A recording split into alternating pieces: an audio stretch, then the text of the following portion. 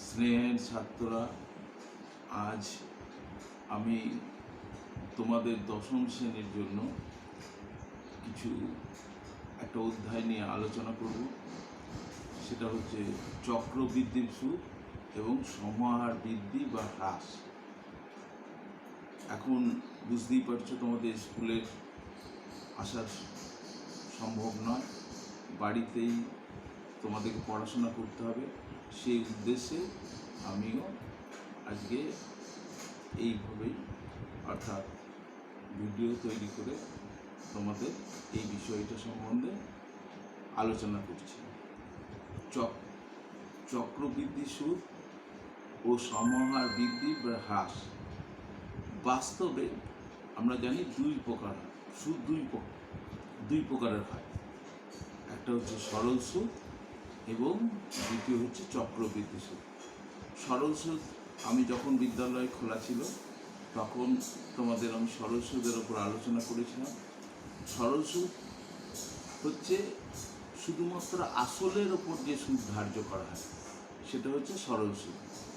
আর চক্রবৃদ্ধি সুদ কোনো নির্দিষ্ট সময়ে অর্জিত সুদ, আবার সেটা মূলধন হিসাবে যুক্ত হয়ে যায়, পরে আবার সেটার উপর সুদকে ক্যালকুলেশন করা হয়। এইভাবে চক্রবৃদ্ধি সুদ নির্ণয় করা হয়। আমরা আগে ছিল সরল সুদের সঙ্গে আসল যুক্ত করলে আমরা পেতাম সুদ আসল। এখানে যেটা পাওয়া যায়,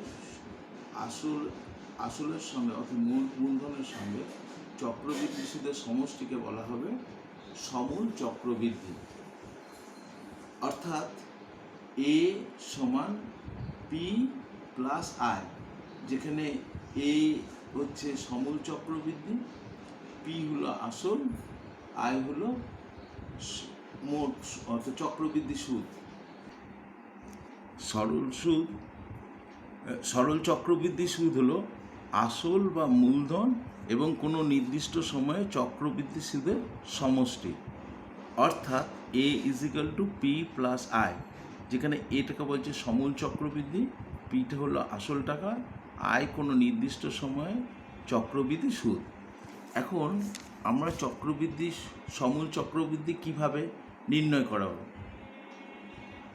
মনে করি কোনো আসল হচ্ছে টাকা, সেটা হচ্ছে পি টাকা, কোনো আসল সমান পি টাকা, বার্ষিক সুদের হার R%, সময় N বছর। তাহলে এখন আমরা কিভাবে এই সমূল চক্রবৃদ্ধি ক্যালকুলেট করব? সাধারণত তোমাদের তিনটি পর্যায়ে টোটালটা করতে হয়। তবুও একটা সাধারণ সূত্র আমরা তৈরি করে দিচ্ছি, যেটা ব্যবহার করে যে কোনো ধরনের সমস্যা তোমরা সমাধান করতে পারবে এই সংক্রান্ত। যেমন প্রথম বছরে আসল সমান পি টাকা, প্রথম বছরে তাহলে সুদ হবে, আমরা সরল সুদের সূত্র জানি PRT/100। তাহলে এখানে পি ইন্টু আর, যেহেতু এক বছরের সুদ 1/100, that is equal to PR/100। তার দ্বিতীয় বছরের মূলধন কোনটা হলো? এই আসলের সঙ্গে এই সুদটা আমাদের যুক্ত হয়ে যাবে, অর্থাৎ পি প্লাস PR/100। এখান থেকে আমরা যদি পিটা কমন নিই তাহলে পি ইন্টু 1 প্লাস R/100।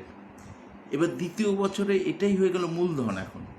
তাহলে তোমরা বুঝতে পারছো, প্রথম বছরে অর্থাৎ এক বছর পর কিন্তু চক্রবৃদ্ধি সুদ এবং সরল সুদ দুটোই সমান হবে, কিন্তু এক বছরের বেশি হয়ে গেলে তখন কিন্তু চক্রবৃদ্ধি সুদটা বেশি হয়ে যাবে, কারণ সুদের ওপর আবার সুদ নির্ধারণ করা হয় বলে। তা দ্বিতীয় বছরে আমাদের এখন মূলধন দাঁড়িয়ে গেল পি ইন্টু 1 প্লাস R/100। তো দ্বিতীয় বছরের সুদ সমান আমাদের ওই এক বছরের ওই PRT/100 এই সূত্রটাকে কাজে লাগিয়ে পিটা হয়ে গেল P into 1 plus R/100 into আর ইন্টু 1/100। তাহলে আমার সেটা সমান হলো P into 1 plus R/100 into R/100। তাহলে এখন এই দুটো যদি, তাহলে তৃতীয় বছরের মূলধন এই দুটো যুক্ত হয়ে পড়লে তৃতীয় বছরে আমার সেটা মূলধন হয়ে গেল। মূলধনটা কী দাঁড়ালো? P into 1 plus R/100 plus P into 1 plus R/100 into R/100। তাহলে এখানে পি ইন্টু 1 প্লাস R/100 দুটোতেই আছে, সুতরাং এটা যদি আমরা কমন নিই তাহলে বাকি পড়ে থাকলো 1 প্লাস R/100। তাহলে এবারে এটা একই জিনিস, সুতরাং আমরা স্কোয়ার করে লিখতে পারি P into 1 plus R by 100 তার স্কোয়ার। এবারে তৃতীয় বছরে কি হবে, এটার উপর আমাদের সুদ দেওয়া হবে। সুতরাং ওই সুদের তৃতীয় বছরের সুদ পিটা হয়ে গেল P into 1 plus R by 100 তার whole square into R into 1 by 100 সমান P into 1 plus R by 100 whole square into R by 100। তাহলে তৃতীয় বছরে আমার সমূল চক্রবৃদ্ধি কী হয়ে গেল, পি ইন্টু 1 প্লাস, এই যে এটা P into 1 plus R by 100 এটা হয়ে গেল আসল, তার সঙ্গে ওই বছরের সুদ P into 1 plus R by 100 তার whole square into R by 100। তাহলে এই দুটো আমার কমন চলে যাচ্ছে, P into 1 plus R by 100 তার whole square into 1 plus R by 100। তাহলে কী দাঁড়ালো, that is equal to P into 1 plus R by 100 তার কিউ। তাহলে তোমরা দেখতে 3 বছরে 3 আসছে। তাহলে আমরা যদি এটাকে সাধারণভাবে লিখি, এন বছরের সমূল চক্রবৃদ্ধি সুদ, সমূল চক্রবৃদ্ধি, সমূল চক্রবৃদ্ধি a is equal to P into 1 plus R by 100 to the power n. তাহলে শুধু চক্রবৃদ্ধি সুদটা কী হবে না, এটা থেকে আমি আসল পি টাকাটা বাদ দিয়ে দিলে আমাদের চক্রবৃদ্ধি সুদ হয়ে যাবে P into 1 plus R by 100 to the power N minus P. তাহলে এই সূত্রটাকে আমরা ব্যবহার করে আমরা এই সমূল চক্রবৃদ্ধি নির্ণয় করতে পারি, অথবা আমরা ধাপে ধাপেও আমরা যেরকমভাবে আমি দেখালাম ফর্মুলাটাকে তৈরি করা, সেইভাবেও আমরা আলাদা আলাদা করে নির্ণয় করতে। আমি একটা প্রবলেম নিয়ে এখানে আলোচনা করছি, যেমন 5,000 টাকার 8% চক্রবৃদ্ধি সুদের হারে 3 বছরের সমূল চক্রবৃদ্ধি নির্ণয় করো। তাহলে প্রথম বছরে আমার আসল টাকাটা হলো 5,000 টাকা, তাহলে প্রথম বছরের সুদ হলো 5,000 ওপর পি আর টি বাই 100, তাহলে আমরা 5,000 ইন্টু 8 ইন্টু 1 বাই 100, তাহলে এটাকে ক্যালকুলেশন করলে আমরা পাই 400 টাকা। অর্থাৎ ওই বছরে আমাদের সুদ পেলাম 5,000 টাকার উপর 400 টাকা। তাহলে দ্বিতীয় বছরে আমার আসল টাকাটা কত হলো, 5,000 সঙ্গে 400 যুক্ত হয়ে 5,400 টাকা।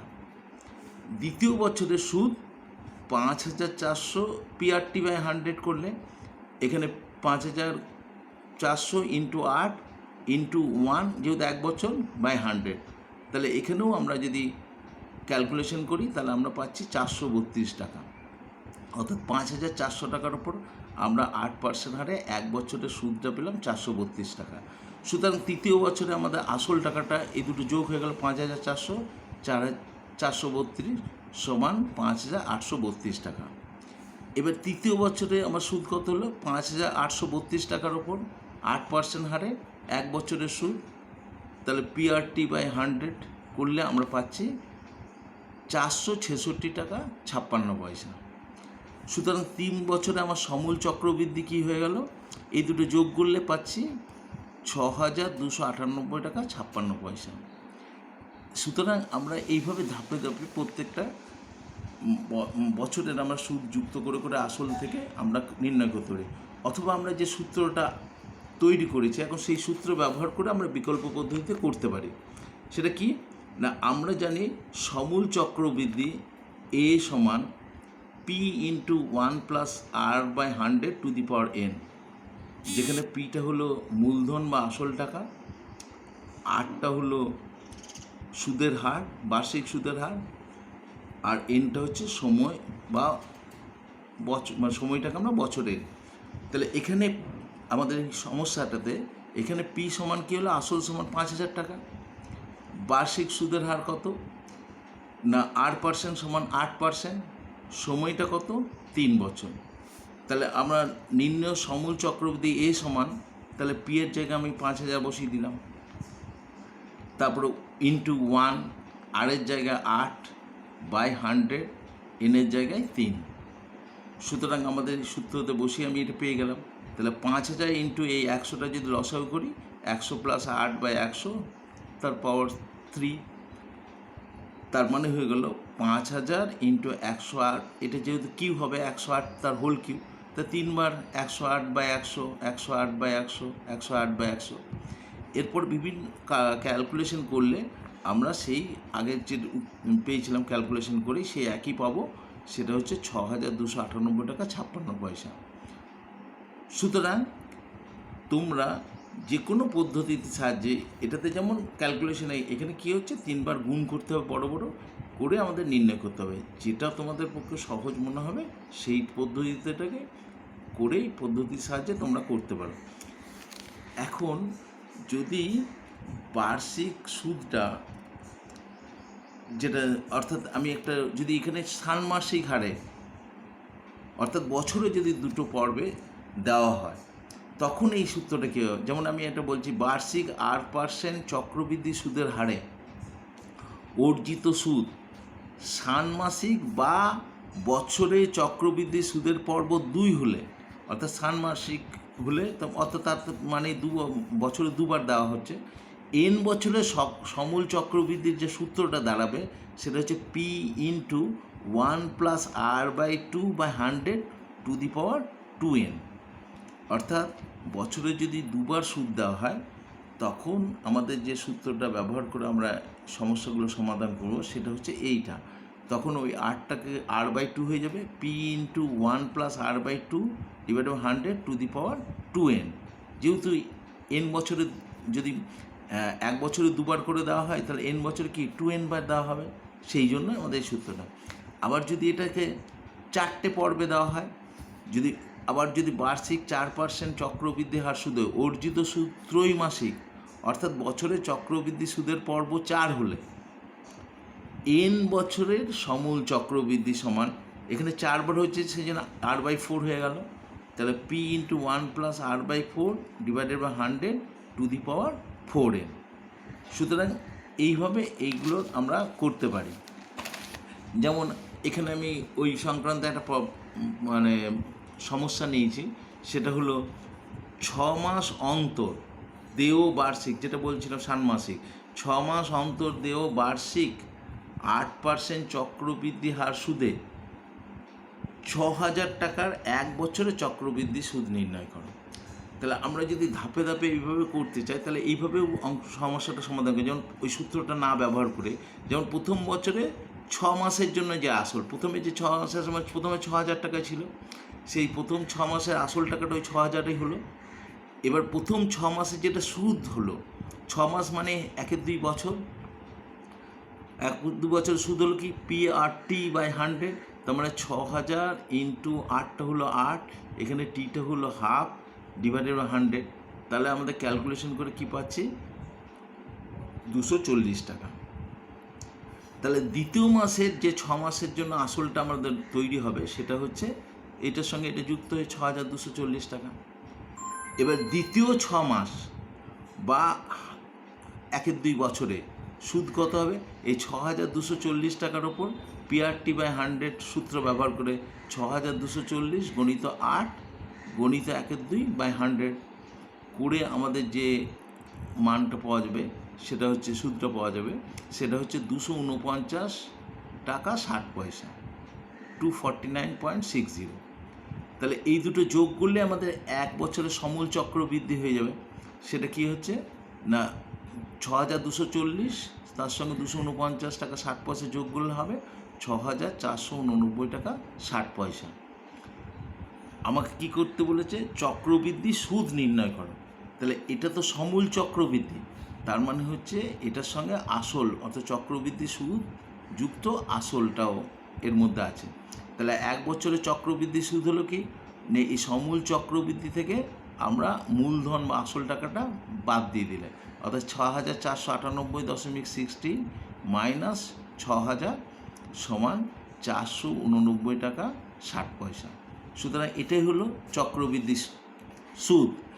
এখন আমরা যে সূত্রটা পেয়েছিলাম, সেই সূত্রটা ব্যবহার করে আমরা এই অঙ্কটাকে সহজে সমাধান করতে পারি। আমরা জানি 6 মাস অন্তর দেয় সুদের ক্ষেত্রে সমূল চক্রবৃদ্ধি P into 1 + R/2 / 100 to the power 2n। এই সূত্রটা আমরা আগে আলোচনা করি। এখানে P সমান আসল সে টাকাটা হচ্ছে 6,000 টাকা, R% বা সুদের হার এখানে 8%, এনটা হচ্ছে 1 বছর, কেন আমাদের 1 বছর সমূল চক্রবৃদ্ধি, সেই সূত্রে আমাদের যদি এই মানগুলো বসানো হয়, তাহলে A সমান 6,000 ইন্টু 1 + R/2 মানে 8/2 ডিভাইডেড বাই 100 তার স্কোয়ার। তাহলে আমাদের কি দাঁড়ালো 6000 গুণিত 104/100 হোল স্কোয়ার। তাহলে আমাদের 6000 ইন্টু 104/100 ইন্টু 104/100, এবার ক্যালকুলেশন করলে আমরা পাবো 6489 টাকা 60 পয়সা। অর্থাৎ আগের পদ্ধতির সাহায্যে যেভাবে পেয়েছিলাম ঠিক একই ভ্যালুই পেব। সুতরাং 1 বছরে চক্রবৃদ্ধি সুদ হবে ওই 6000 আসল টাকাটা বাদ দিয়ে দিলাম 489 টাকা 60 পয়সা। সুতরাং এরকম করে যদি 3 মাস অন্তর অন্তর দেওয়া সুদ হয় তখন আরের জায়গাটা আমাদের R/4 হয়ে যাবে, আর ওখানে এনের জায়গাটা 4n হয়ে যাবে। সুতরাং ওই সূত্রগুলোকে বসিয়ে আমরা সহজে সমূল চক্রবৃদ্ধি এবং চক্রবৃদ্ধি সুদ আমরা যে কোনো সমস্যার সমাধান করতে পারবো। আর এই সমহার বৃদ্ধি বা হ্রাস কোনো কিছু সমহারে এখানে যেমন আমরা সুদ, এবার সমহার বৃদ্ধির হ্রাসের অঙ্কগুলো এই সূত্রকেই ব্যবহার করে আমরা করতে পারবো। সমহার বৃদ্ধি কখন হবে? কোনো কিছু যদি কিছু বৃদ্ধি ঘটে সমহারে, যেমন সমহারে কোনো কিছু বৃদ্ধি ঘটে, যেমন জনসংখ্যার বৃদ্ধি, উৎপাদনের বৃদ্ধি প্রভৃতি। আবার সমহারে কোনো কিছু যদি হ্রাস ঘটে সেটা হচ্ছে সমহার হ্রাস, যেমন যানবাহন বা যন্ত্রপাতির মূল্য হ্রাস, সচেতনতা বৃদ্ধির ফলে রোগ বৃদ্ধির হ্রাস, সংখ্যা হ্রাস প্রভৃতি। তাহলে বর্তমানে জনসংখ্যা পি, জনসংখ্যা বৃদ্ধির হার বছরে R% হলে n বছরের জনসংখ্যা হবে P × 1 + R/100 two the power n। ওই সুতরাং ওই আগে, এবার জনসংখ্যার হ্রাস যদি হ্রাস হয় তাহলে P × 1 - R/100 two the power n, এখানে বিয়োগ করে। সুতরাং সূত্রগুলো একই, শুধু বৃদ্ধি হলে প্লাস হয়ে যাবে P × 1 + R/100 two the power n, আর হ্রাস হলে P × 1 - R/100 two the power n। সুতরাং এইভাবে এই প্রবলেমগুলো করতে পারবে।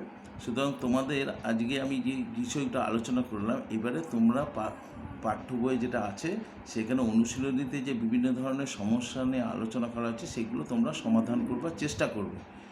কোনো রকম সমস্যা হলে আমার সঙ্গে যোগাযোগ করে নেবে।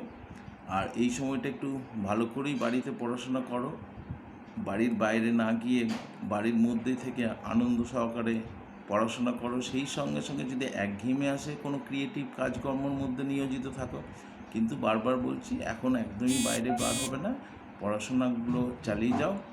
আর আমি মাঝে মাঝে এরকম তোমাদের সঙ্গে আলোচনা করে, মানে আলোচনার জন্য এরকম ধরনের ভিডিও তৈরি করে দেওয়ার চেষ্টা করব।